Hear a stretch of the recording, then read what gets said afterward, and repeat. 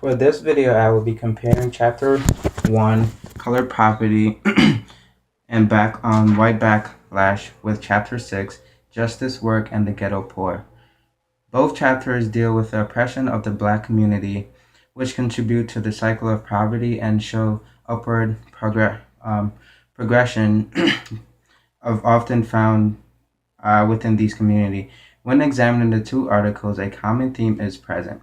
The Black community faces oppression from powers more bigger than them, such as the white population and corporation. The term bigger is, in this sense, mean more influential or having more power.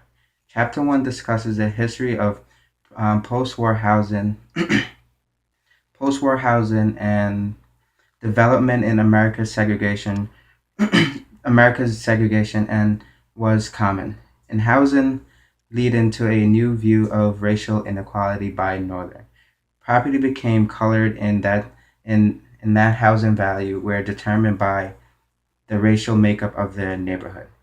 Increased value for whites that depreciated value for blacks. Because of this, blacks were refused to enter in certain neighborhood and forced into smaller urban communities.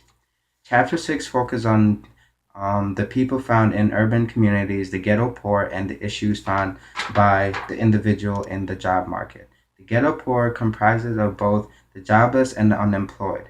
The ghetto poor are stuck in the cycle of jobless because one, discrimination in the job market, two, mismatch of skills, three, resistance to perform certain jobs, and four, the ability and accessibility of job. Work that is available to the ghetto poor are often labor intense, a type of work becoming harder to find because of outsourcing.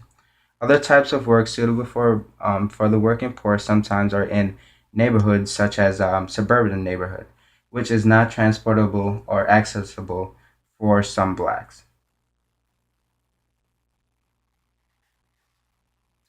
The ghetto poor are not in the position to move closer to the job because of finances, which causes them to stay stuck in a neighborhood also known as the ghetto. Without worthwhile, accessible work, the ghetto poor find themselves in a cycle of poverty and are often criticized for being lazy. Sources of income in the communities are sometimes drug or crime oppression, or crime related. The two articles depict different